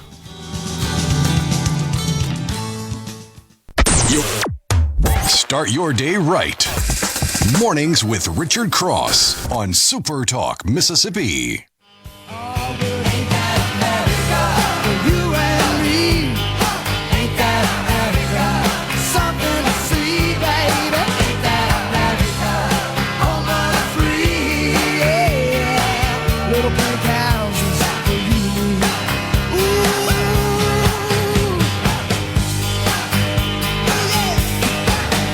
Good to be with you. This is Mornings with Richard Cross. Welcome to the 8 o'clock hour of the show. Glad to have you along for the ride. You can join the conversation on the C Spire text line at 601-879-4395. 601-879-4395. Give your business the edge with gigabit fiber internet from C Spire Business. Check them out online at cspire.com/business. C Spire, customer inspired. We are happy to welcome in Mike Hurst this morning, former U.S. attorney. Currently, he is the chairman of the Mississippi Republican Party. Good morning, my friend. Thanks for coming in. Great to see you, Richard. Good morning. Lance, were you able to the last clip that I emailed you from Britt Hume? You got that one loaded up? Yeah, I'm ready. Rapid response 47. All right, let's start our conversation here. I want Mike Hurst to hear this and react to this. This was Britt Hume on Fox last night. Sometimes he's a little curmudgeon-y. Sometimes he's a little crusty, but really an interesting take for a guy that's been covering politics in Washington, D.C. for nearly half a century. And if you ever doubted that Donald Trump is the colossus, the political colossus of our time and our nation, this night and this speech should have put that to rest. The Democrats seem to be falling into trap after trap after trap as he recognized these people and celebrated the people he pointed to in the gallery and their stories, while the Democrats sat glumly on their hands through all of that. It was a terrible look. Al Green's attempt to disrupt the speech was a bad look for the Democrats. This was I think, politically speaking, this was pretty powerful stuff, as powerful as I think I've heard. Wow. Brent Hume. Yeah, that is great. Let's start the political colossus of our time. What does that mean? Well, Richard, America's back. I mean, we heard that straight out of the gate. And if you're a red-blooded American, I mean, I don't know how you can't get fired up when the President of the United States tells us America is back. And it feels like we're back. It feels like we have our country back. You know, he talked about in his inaugural speech the golden age of America, and he mentioned it again last night, the dawn of the golden age of America. And that CBS poll you mentioned as well, I mean, over 75% of Americans approved of the speech last night. It was inspiring. It was hopeful. It reminded me a lot of Reagan in the sense of, you know, this is the shining city on the hill, and we've got our country back. So, yeah, I'm excited, and I agree with Brett Hume. The Democrats did look really, really bad last night, having those, you know, childish protest signs they were holding up, Al Green trying to get, you know, attention to himself. I mean, it really all looked bad for the Democrats. And why not just take the opportunity that the president gave them? He gave them the opportunity to enjoy and celebrate the wins, the milestones, the accomplishments that have been happening in the Trump administration over the last 43 days. And they continue to have this Trump derangement syndrome and cannot stand anything the man does. So I feel bad for the Democrats out there that continue down this path, because if that's the case, we Republicans are going to be in charge for a long, long time.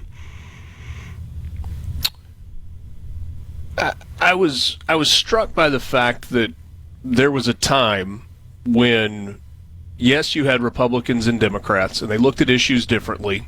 They even looked at the country differently. And yet, regardless of which side of the aisle you were on, and regardless of which party the sitting president belonged to, it felt like everybody wanted what was best for the United States. They just believed there was a different path in how to get there.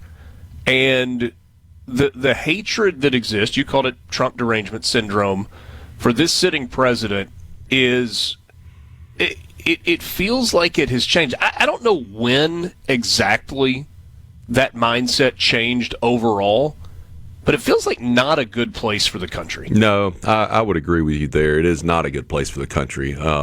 Just the lack of respect we saw last night from the Democrats for the office of the president. As you said, you might agree or disagree with the man, but you can at least show the office of the President of the United States respect. And we saw none of that, sadly, from the Democrats last night.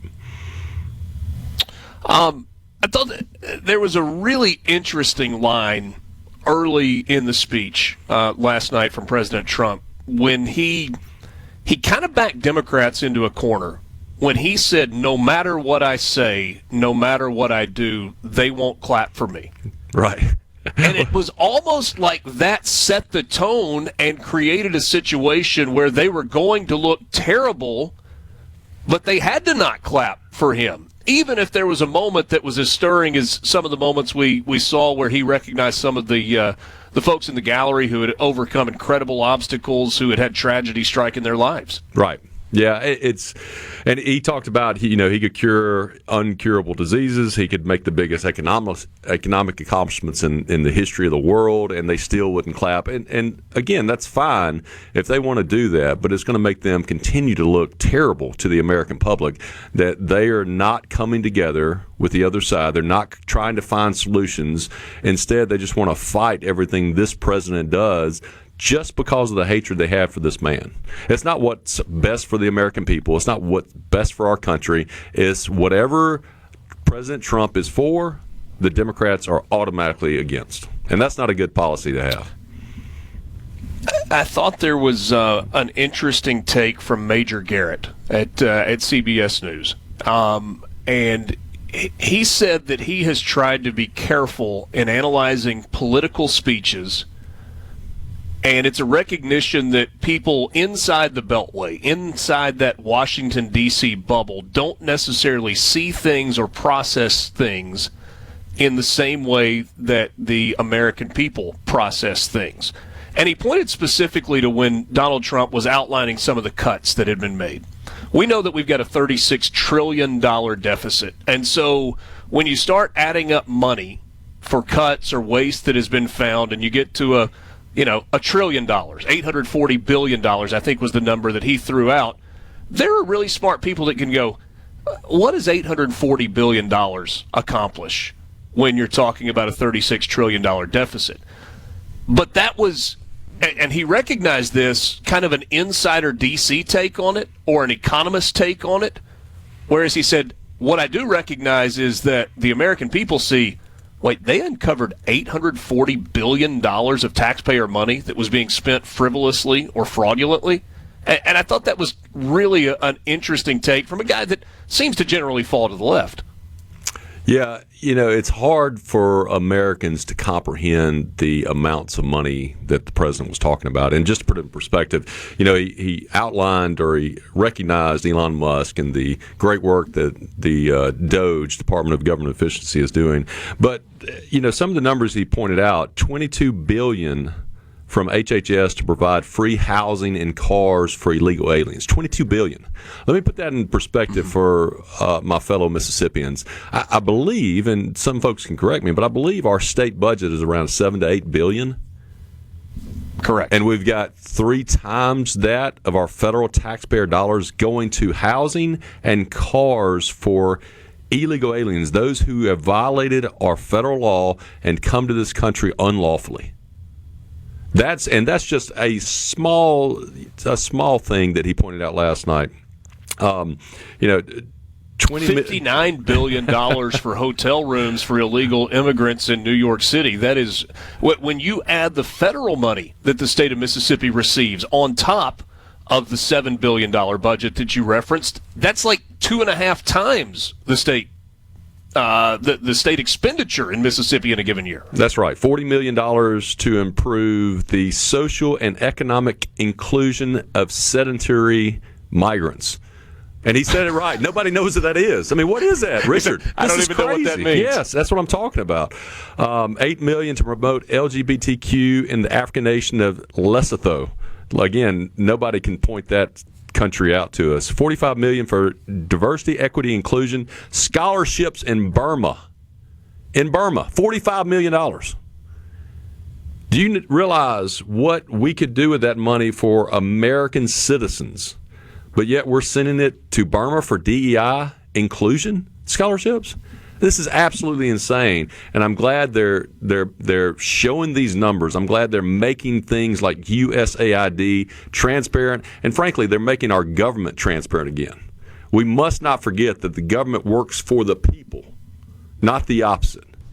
And until we know what the government is spending our money on, we shouldn't stop until we find every single piece of waste, fraud, and abuse there is out there. We're going to continue our conversation with Mike Hurst, chairman of the Mississippi Republican Party, on the other side of this break. We'll talk a little bit more about President Trump's speech last night. We'll also pull it back in to the state of Mississippi. Some interesting debates going on within the Republican Party on the two sides of the Capitol. Get him to weigh on that. I'm going to push you on that. I'm going to make you take a side, maybe. Good luck, You Richard. don't always want to take a side on that. We'll give it a shot. Quick timeout. Mornings with Richard Cross, SuperTalk Mississippi. More with Mike Hurst right after this. 'Cause pink is the love you discover. Pink as the bing on your cherry. Pink, 'cause you are so... From the Venable Glass. From Sumner to Summit to Summerall, Richard has something for you. Mornings with Richard Cross on SuperTalk Mississippi. Now this nation that I love is falling under attack. A mighty Smiley sucker punch came flying in from somewhere in the back. Soon as we could see clearly through our big black eye, man, we lit up your world like the 4th of July. The media and our friends in the Democrat Party kept saying we needed new legislation. We must have legislation to secure the border. But it turned out that all we really needed was a new president.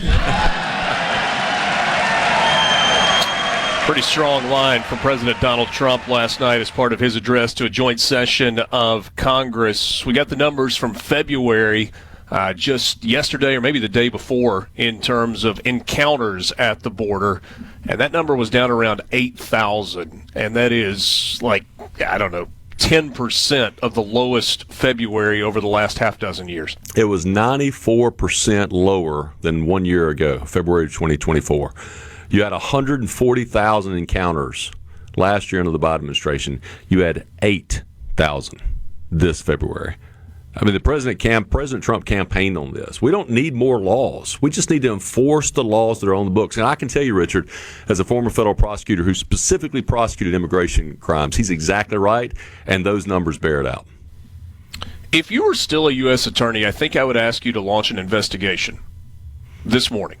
And that investigation would be, what was the meal that Democrats were fed before that address last night? Because it looked like there was a bad batch of oysters that every single Democrat sitting in the chamber last night had eaten. The looks on their faces for 2 solid hours, it was incredible. Right.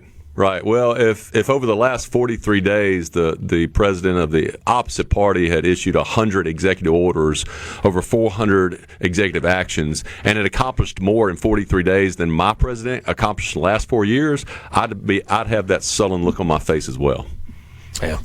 Let's talk about a couple of things that I think came from that speech last night that are especially relevant to Mississippians. One of them really caught my attention when he talked about shipbuilding. Mm-hmm. I mentioned this with Courtney Taylor just a little while ago. We know the legacy of shipbuilding along the Mississippi Gulf Coast with big companies and small companies alike. Obviously, Ingalls is the biggest of the bunch, and what they've done quietly for the state of Mississippi over a really, really long period of time is exceptional. But there are other smaller companies that are working in that space as well. And, I mean, my antennas just shot up when President Trump recognized that we are going to become a great shipbuilding country again. Did that strike a nerve with you? It should strike a nerve with any Mississippian, because what we have and what we have had down at Ingalls in Pascagoula for decades is something that every Mississippian should be proud of. You know, I've been down there a bunch. I've shaken hands with a lot of those men and women who work those yards, and its legacy is generational. Their dads and their moms worked in those yards. And it's not just economic prosperity for our community, for our state, for the individual Mississippians working there. It's national security. I mean, if you look at the stats around the world and you see the shipbuilding that is going on in China, it should have every single American and Mississippian worried for our national security. So I think that was exactly the step he should have taken, having an Office of Shipbuilding in the White House. It shows the priority that this administration is putting on our national security. And frankly, Richard, if we don't get started now, we may never be able to catch up. Yeah. I was a little disappointed, if I'm being honest, because he was short on specifics when he talked about farmers. He did talk about the fact that there is likely going to be some short-term pain. It may take a little while, but long-term, the policies that they're putting in place, specifically with tariffs, are going to be good for the American farmer. We know how big and how important agriculture is in the state of Mississippi.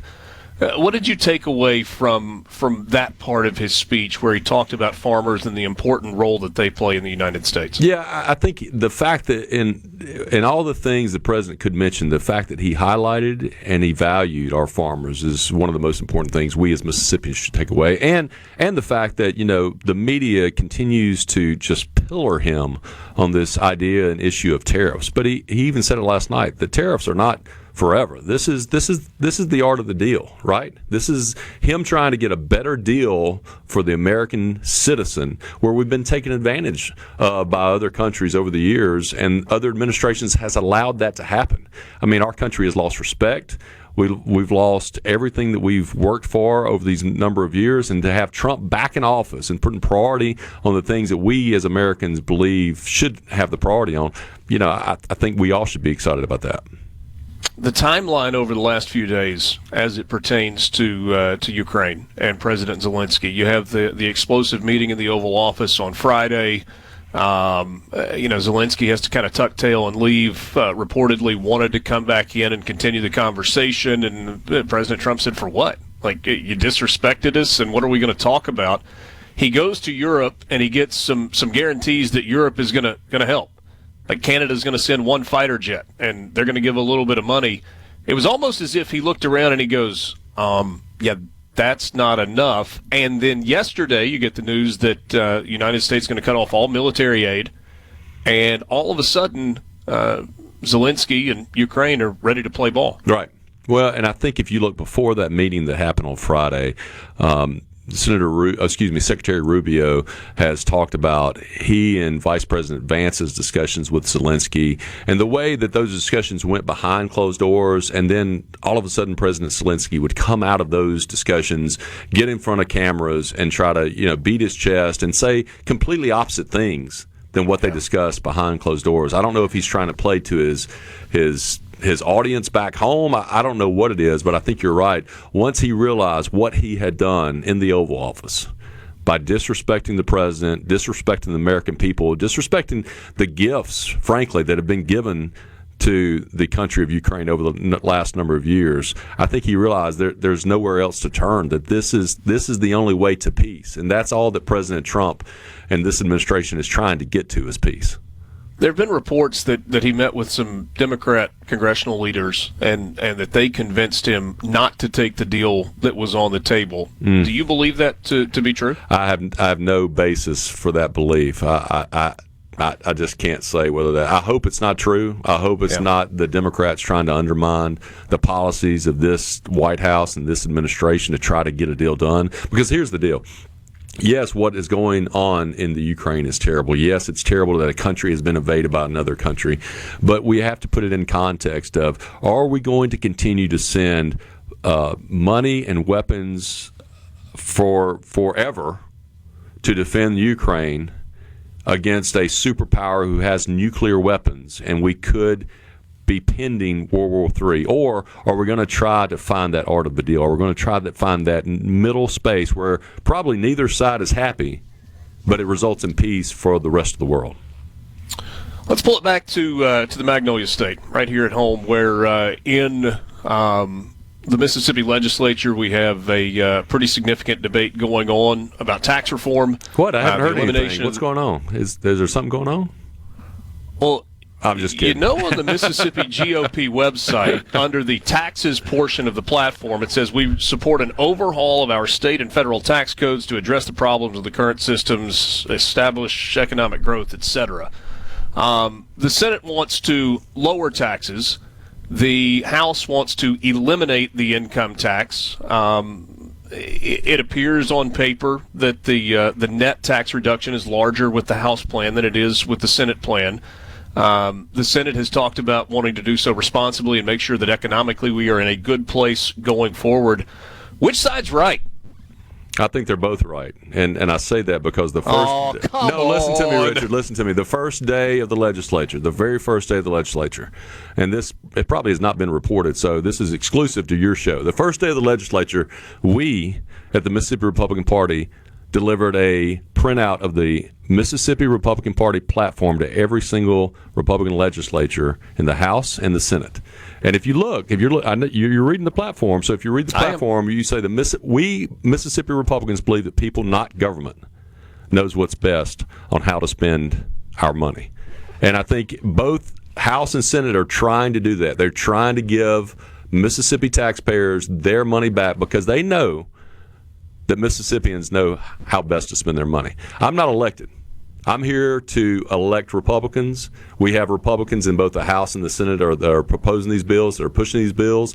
I'm going to support bills that decrease taxes, and so that's my position. The governor has very publicly said that he is for the elimination of the state income tax. Is he going to get his way when it's all said and done? You have to talk to Lieutenant Governor and the Speaker and ask them. I would tell you that lower taxes is more freedom for Mississippians and the American public. Lance, I said I was going to try to get him to take a stand. And he's like an oak. He's sitting right on top of the fence. I'm taking a stand. I'm lower taxes, more freedom. That's my stand, and I'm sticking to it. And republicanism, conservatism. Mike Hurst, chairman of the Mississippi GOP, former U.S. attorney. Always enjoy the conversations. Thanks for coming in studio this morning, and look forward to visiting with you soon. Thanks, Richard. Appreciate the time. Take care. Mornings with Richard Cross, Super Talk, Mississippi. Half an hour left with you on this Wednesday morning, the 5th of March. Quick timeout. We're back with you after this.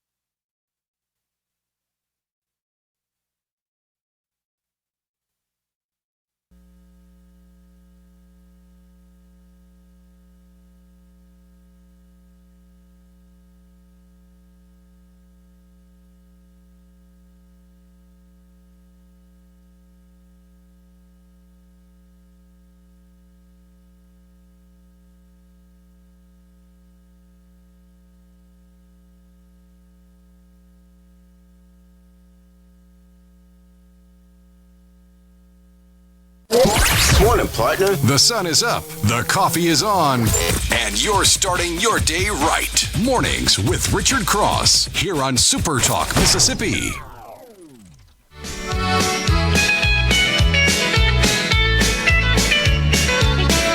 I came here looking for something I couldn't find anywhere else. Hey, I'm not trying to be nobody. I just want a chance to be myself. Welcome again, Mornings with Richard Cross on Super Talk, Mississippi. We are so glad to be with you, spending part of the morning with you. Hope your day is off to a good start as you head toward work and get kids ready for school and out the door and trying to get everybody on time. We understand that the struggle is real. Some mornings are harder than others, and glad to be along for the ride with you. I think my favorite moment last night was the introduction to all of us of Jason Hartley, a young man who is a senior in high school in California. Let's listen in to that moment from Donald Trump's speech last night. Give me 2 seconds. I want to make sure I got the right one here. That's the 8:37 yes, clip I got there. it right here. Here we go. We're joined tonight by a young man, Jason Hartley, who knows the weight of that call of duty. Jason's father, grandfather, and great-grandfather all wore the uniform. Jason tragically lost his dad, who was also a Los Angeles County Sheriff's deputy when he was just a boy, and now he wants to carry on the family legacy of service. Jason is a senior in high school, a 6-letter varsity athlete, a really good athlete, they say, a brilliant student with a 4.46, that's good, GPA. And his greatest dream is to attend the U.S. Military Academy at West Point.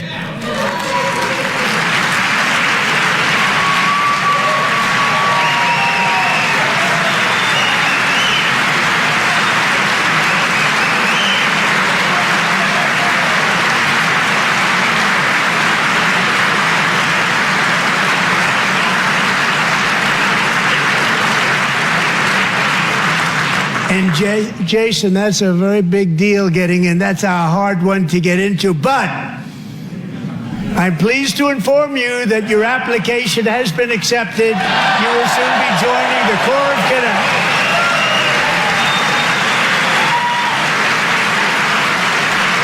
The look on Jason Hartley's face when the President of the United States said, "I'm proud to inform you that your application has been accepted and you will soon be joining the Corps of Cadets," was incredible.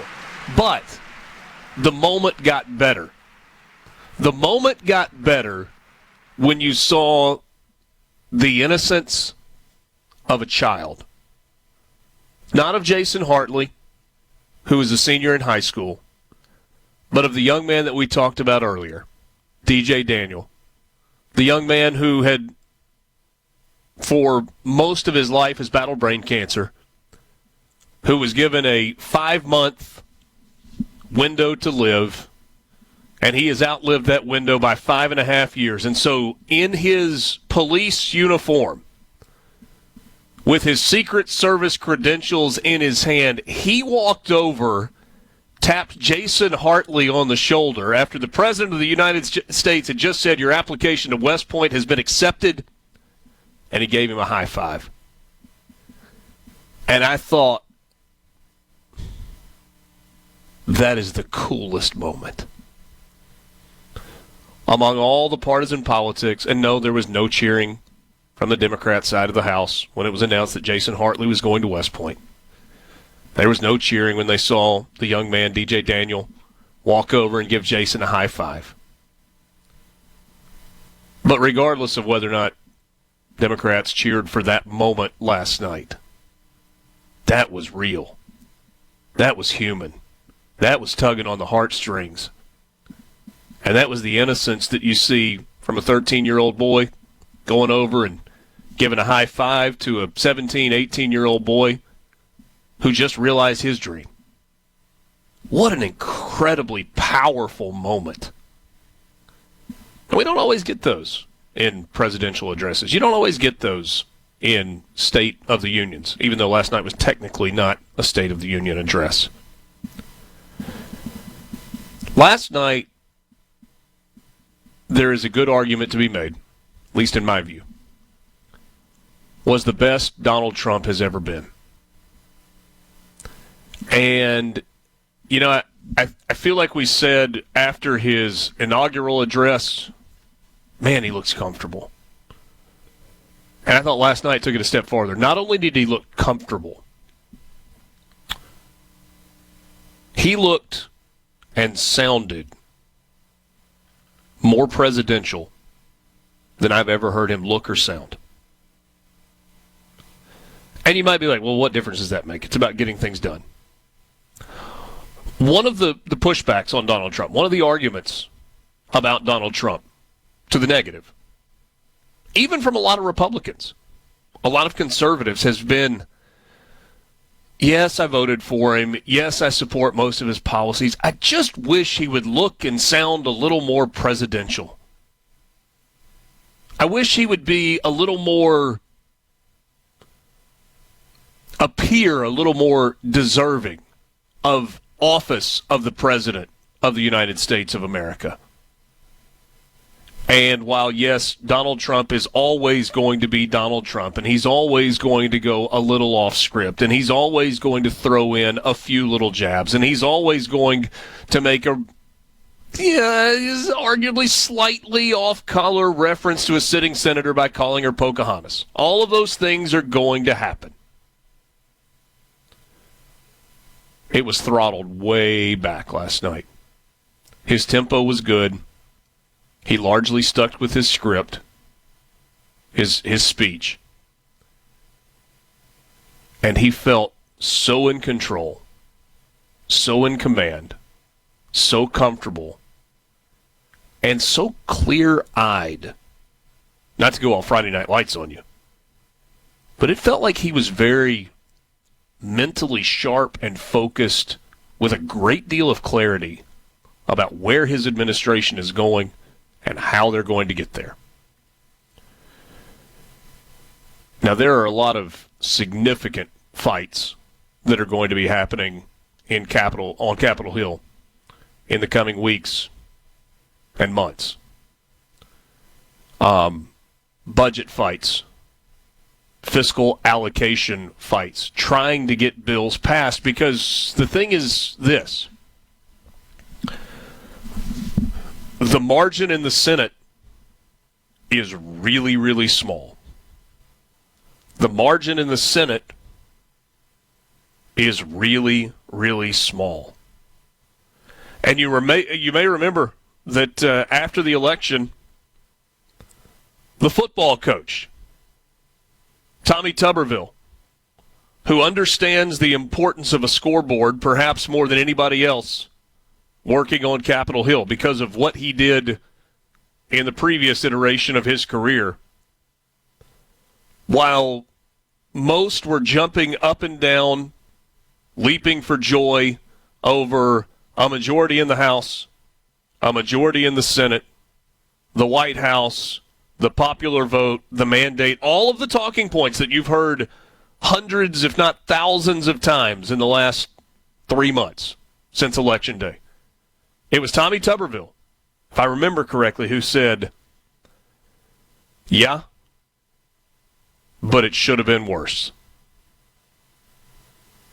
We should be at 57, 58, at minimum 55, 56 in the Senate. And because we're not, because we had a few that got away, the margin is very, very small. And it makes it harder to get legislation passed. House to Senate, Senate to House, both sides agreeing, and the Senate's rules are more strict than the House's rules. You know, Mike Johnson was asked about the big bill, the big budget bill. And he said that was in an interview with Sean Hannity last night. And he said they've got a very aggressive timeline, and if they're able to stick to their timeline, they hope to have that in place by April, I believe he said, which is only a month from now. That is an aggressive timeline. Are Republicans going to continue to march in lockstep? Are any Democrats going to join Republicans on any even somewhat controversial votes? I don't know. Getting legislation passed is going to be difficult. From the Venable. No matter where you're from, Abbeville, Batesville, DeIberville, or any other ville in the SIP, you're starting your day off right. Mornings with Richard Cross. Super Talk, Mississippi. Good time. Anytime you need a payment. Good time. You need a free. Good time. Anytime you're out from under. Not getting hassled, not getting hustled. Keeping your head above water. Making a way when you can. Temporary layoffs. Good times. Easy credit. You can't enjoy this. Check your pulse. Last time with you this morning. Mornings with Richard Cross, Super Talk, Mississippi. I'm having a really good time with this, by the way. I hope you are. I hope we're entertaining a little bit, informing a little bit, and maybe you're learning a little bit on the way to work this morning. It's been a pleasure working with Lance. It's been a pleasure getting to spend 4 mornings a week with you. I know some people make fun of my schedule, but it just kind of made sense because of how many Fridays I have to travel. But it's been really, really rewarding, and I have visited with many of you, whether it's online or in person, and you've been very kind to me and very complimentary, and I'm grateful for that. Well, you deserve it. You've done a great job. Well, you're a pleasure to be with. You have an amazing watch and great hair, and you're a pro at this. So, I mean, I absolutely enjoy every day I get to hang out with you, man. Crap. No, I'm serious. I actually love hanging out with you. You do a great job, man, and it is an honor to get to team up with you, be a part of this, and get to hang out with me. Yeah, and hang out with Mississippi all day. Having a good time. Listen to this this characterization of the speech last night. That was a very effective speech. You can hate it or him. But that speech was aimed squarely at issues where the public is with Trump and filled with made-for-sharing moments. A master image maker at work. And you can hate him and acknowledge that that is true. That was from Chris Cillizza. He's a Democrat pundit, I think. And there's some honesty in that post. But in terms of a master image maker and made for sharing moments, who knew that we were going to get to a place where judging the effectiveness of a speech that is on video was based on how many clips can you take from the speech to create viral moments? And, brother, there were a bunch of them last night. Whether it's DJ Daniel or it is the family of Laken Riley or it's Jason Hartley or it's the family of Jocelyn. I'm going to mess up her last name. It's not Nunmaker, but it's close to that. There was moment after moment after moment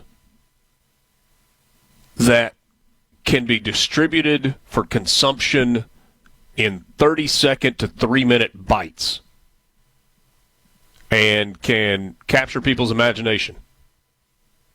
And those are going out as fast as you can scroll through X or Instagram or look on Facebook. Last night was a big night for Donald Trump. This morning, not great news for the president right out of the gate. The Supreme Court has ruled that the Trump administration cannot keep the billions in USAID foreign aid frozen. In a 5-4 vote, the U.S. Supreme Court rejects Trump's request to keep billions in USAID foreign aid frozen. And I haven't read the opinion. I just saw that a couple of minutes ago.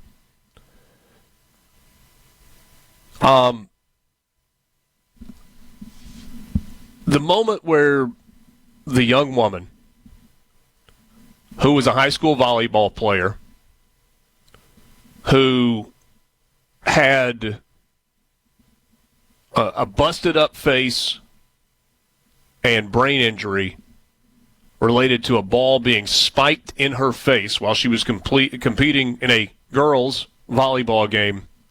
There was a biological male on the other side of the net. I thought it was pretty compelling. The story that Donald Trump told connected with a lot of people. He talked about the executive order that he signed that made it illegal or outlawed boys participating in girls' sports. And it was in stark contrast to the vote in the Senate yesterday where the Democrats had enough votes. Every single Democrat voted against the bill that was on the floor of the Senate. And you want to talk about a contrast? The women protesting outside the Capitol, trying to proclaim that Donald Trump is anti-woman, and the senators and congresswomen wearing pink in the chamber last night to represent that they stand with women and the President of the United States doesn't in a fashion protest. That argument doesn't really hold up. Not when you look at the cabinet that Donald Trump's put together, and not when you look at the way that he has stood up for girls and women in sports and other areas of life. Thanks for being with us. Mornings with Richard Cross, Super Talk, Mississippi. For Lance, I'm Richard. Have a wonderful Wednesday.